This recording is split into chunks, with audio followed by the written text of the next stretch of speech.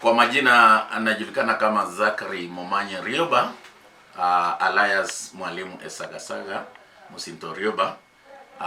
Mimi ndiye mkuu wa shule hii ya Bonyunyu High School, na tumefungua vizuri, watoto wamerudi. Idadi yetu ya wanafunzi inakaribia 500, sasa hii tuko 450 na kitu. Lakini kufungua shule, kuna wazazi wengine ambao hawako tayari kusaidiana na sisi ili watoto wote warudi masomoni. Kufikia sasa watoto wale ambao wamefika ni karibu chini ya 400, tuseme 380 390 hapo. Na tunataka tushirikiane na wazazi, tujue kuna watoto ambao ni wakorofi, hawapendi masomo, wanabaki nyumbani bila sababu. Tushirikiane na wazazi, waje watuambie watoto wao wako nyumbani na sababu gani imewaweka nyumbani. Kwa sababu tuko na walimu 17 kati ya 18 ambao wanafaa kuwa katika shule hii. Kati ya hawa 17, 15 ni walimu wa serikali, wameajiriwa na TSC. Kwa hivyo walimu hao huwa wanakuwa class every now and again, na tuko na extra lessons ambao tunasaidia watoto individually kufikia kila mwanafunzi. Na sasa mtoto kama hayuko shuleni, akipoteza siku moja tu, amepoteza mengi sana kabisa. Kwa hivyo nauliza wazazi wetu, ikiwa uko na shida ya school fees ama kitu kingine kinahusiana na masomo, njoo ongea na mwalimu mkuu. Sisi si wanyama, ni binadamu na ni wazazi. Niko na watoto wangu wako mashuleni mbalimbali.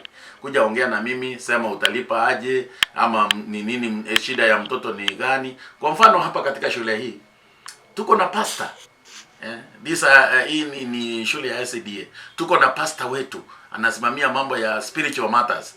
Tuko na nurse, kuna hospitali imetupatia nurse ako hapa 24 hours anaangalia watoto.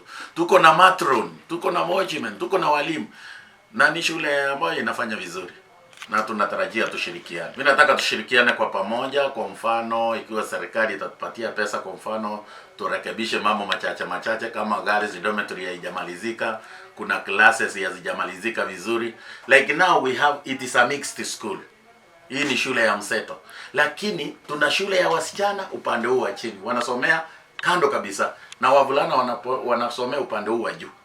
Kwa hivyo kitu ambacho ningependa kusema, hata kama ni mixed school, ni kwamba tunawachunga vizuri sana na tunaangalia. Tayari ukiangalia hapa tuko na CCTV. Mimi naangalia kila mahali. Hapo ni kutoka gate, hapa ni girls boys dormitory, girls dormitory, naangalia hapa ni kitchen, hapa ni store, hapa nje. Kwa hivyo tunaangalia compound yote kwa pamoja. Ni kusema kwamba mwaka uliopita watoto waliojiunga na vyuo vikuu kutoka shule hii ni watoto 25, direct entry into university, juu ya watoto waliofanya mtihani 50.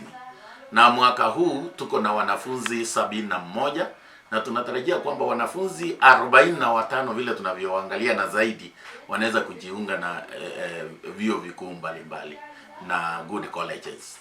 Nice.